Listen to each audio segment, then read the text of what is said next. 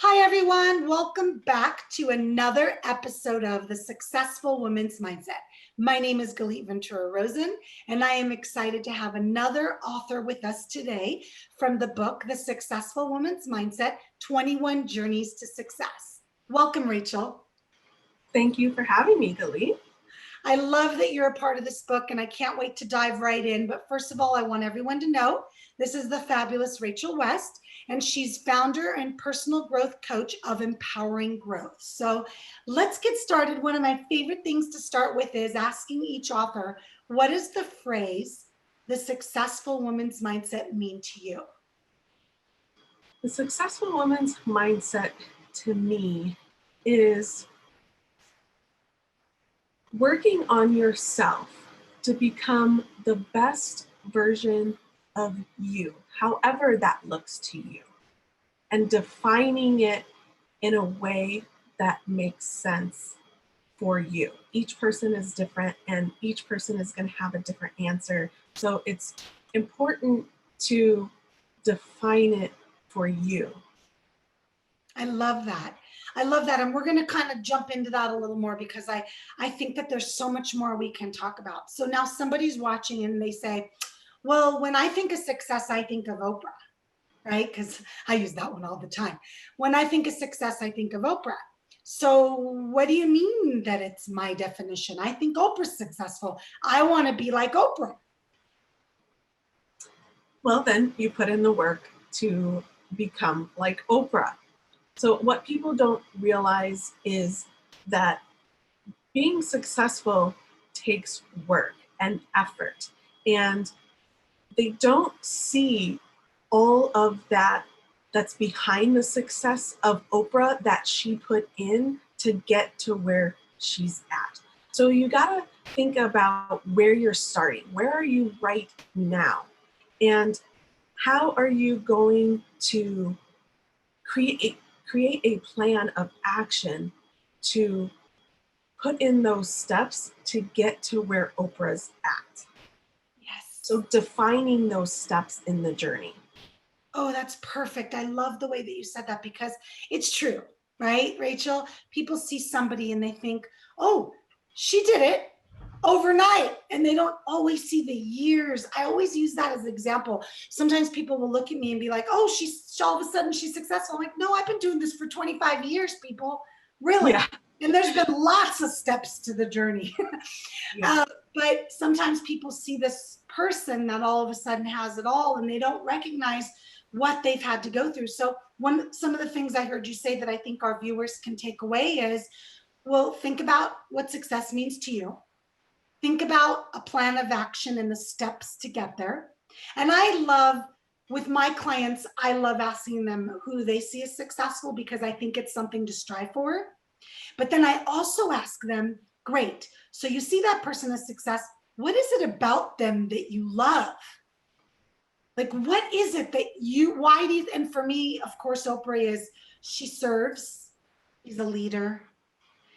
She really wants to make the world a better place. So for me, it's a lot of those things. But anybody listening, ask yourself those questions. I think that's a key piece to, oh, I want to be successful, right, Rachel? How many people go, I want to be successful? You work with people in personal growth. I work with people in business growth.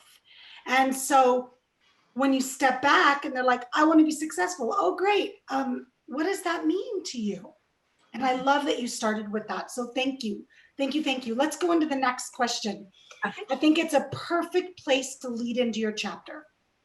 You decided to become a part of this book, which I'm so excited. And the chapter that you wrote is called Journey to Your Value Within. Yes. Will you tell me a little bit about why that chapter title, why that theme? Okay. So before I started doing my own personal growth work, I really didn't understand values and how it really impacts the things you do in your life. I didn't even know what my values were. And so when I began doing the work and discovering what my own personal values were in the areas in life that are important to me, I realized that the things around me started to change, and I started seeing the world differently, because the things that I was doing, not everything was aligned with my values. The people, the things that I was reading, the people I was following on social media, my tribe, they weren't in aligned with what my core values were. And so when I discovered what they were, things started to change, and I started attracting things that were aligned with my core values. So in this chapter, I wanted to bring awareness about that to the readers. I wanted them to discover and start being aware of what their values are. Because when you discover what that is, your world will change too. And things will start aligning. And yes, it's kind of scary because things, people fall off, or, maybe you need to quit your job because your job isn't aligned with those values anymore. But just being aware really changes everything. So this is what my focus on this chapter was to do for the readers. I love that. And I really enjoyed that you put the word value in your title. And that was why it was so important for me that the authors come up with their titles. Typically in an anthology, maybe the person that puts it together decides. I'm like, oh no, the authors have to be aligned and have to be connected to their chapter title. So Journey to Your Value Within, to me, is like this process. And of course, I read your chapter, but I'm not going to give away all the exciting tidbits because I want everyone to read it. But you really share your journey to get to your value. And then you share logical ways that somebody that doesn't know their value can find it. Yes. And of course, it's just a very small piece of the coaching that you do, because women that hire you, and I think you only work with women, right, Rachel? I don't want to make the mistake. No, I work with, yes. Thank you. Thank you for correcting me. Yeah. The women or men that work with you, we're speaking to women today anyway, so yes, it doesn't matter. Yes, we are. Really are going to go through a journey with you. Yes. And you're going to give them the resources and the tools to be able to grow, to find their value. Yes. So when you look at that and you think about one of your clients and you've helped them, what are the advantages to going through this journey? The advantages are seeing in yourself that shift.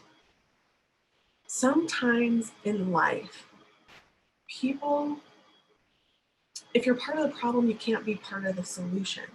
So working with a coach allows you to see those things that you don't see.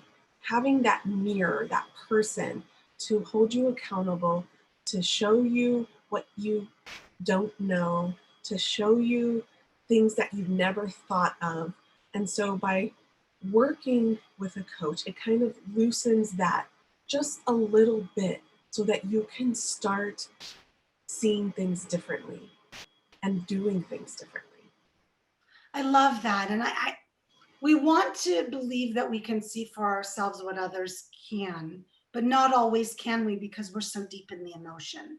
And it doesn't mean that you can't work on yourself or start the process or whatever, but we've all experienced people from the outside that we've worked with, hired, gone to see. It could be traditional therapists, it could be coaches, it could be hypnotherapists, it could be so many different things out there. We're specifically talking about coaching and mentoring today, because in this chapter, when you're doing the work, and Rachel used the word work, and I want us to revisit that word for a minute, because it's quite interesting when you think about the word work, and I use it a lot too, doing the work. People think, well, what do you mean? What do you want me to do, right? You can't always do that with yourself. So when you have the guidance of someone to see things for you that you might not see through speaking, through exercises, through activities, through reading assignments, whatever, it's a whole nother world, because you almost step out of yourself, right? Rachel, is that a good way? What do you think? How Yeah, would you explain doing the work? doing the work. So doing the work and having a coach or mentor holds you accountable. So we all say we want to do things and we write them down, we set goals, we maybe even plan, but then things happen and we don't hold ourselves accountable to do the work. So having that coach or mentor to give you the task and you start doing them, you start seeing how it helps you. I mean, this year, in the past, I was that person who would set goals and plan them, but I never really wrote them down and really looked at them every single day. And so I did that for the first time this year. And I had a printout and I would have my goals listed of what I wanted to do for that day. And I would do it and I would check it off. And I had so many learnings in doing that for myself. In the past, I would start doing the small things first, and then I would run out of time for the big things. And when I was seeing them on the paper, I was seeing that I was doing the big things first. And then sometimes the small things slipped through, which I was okay with because I was seeing that transition from doing the big things first, the important things, and being okay with letting those smaller things that weren't necessarily important slide through. And scheduling is huge. I wasn't doing that. I wasn't really scheduling and planning. I would schedule some things, and I have a 4-year-old daughter, so I was like, oh, well, my schedule's kind of flip floppy, and I didn't want to put anything down because I knew it was going to change. But just allowing myself to do that with my schedule. And yes, in the beginning, it was kind of flip floppy, but then I was seeing visually where I could put my time that wasn't flip floppy. So it allowed me to see um, where I could edit my work that I was doing. And so my schedule became not flip floppy anymore. Oh, good. Great Yeah, way to so just explain it. doing tasks allows you to see and learn and move forward. Yes. Thank you. Thank you for sharing that. I think that was a really good way to kind of explain it in logical things. So, the last thing I'd like to ask you is what is something fun about you or something you love about yourself that you want to share with everybody watching and listening? Something fun about me. So, I have a creative background, and so I really enjoy coloring. When I was a little kid, I would have color parties with my sisters and the neighborhood kids. We'd get in the living room and we'd color. So, still as an adult, I like to do that. It's relaxing, it taps into that creativity.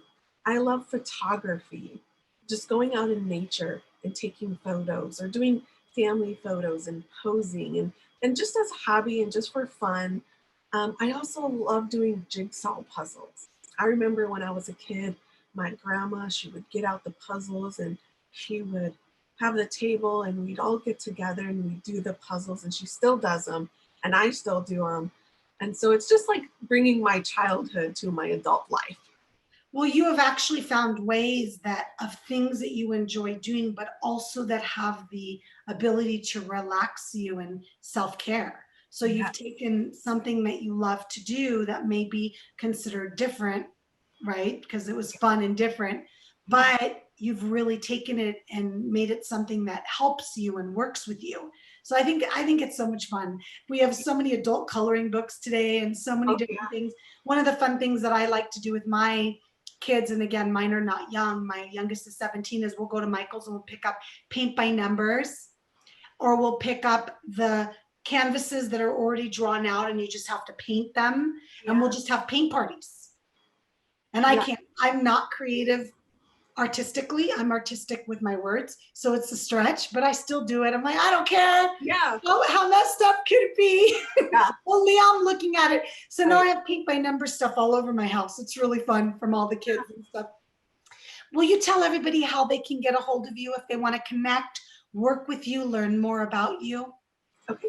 You can reach out to me by phone. My number is 702 714 1888.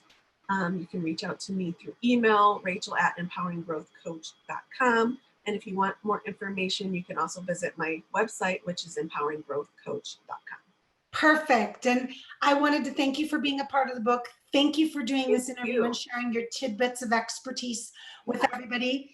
What I would love for anybody that's watching or listening to do is I would love you to connect with Rachel to learn more about personal growth coaching. She rocks at it.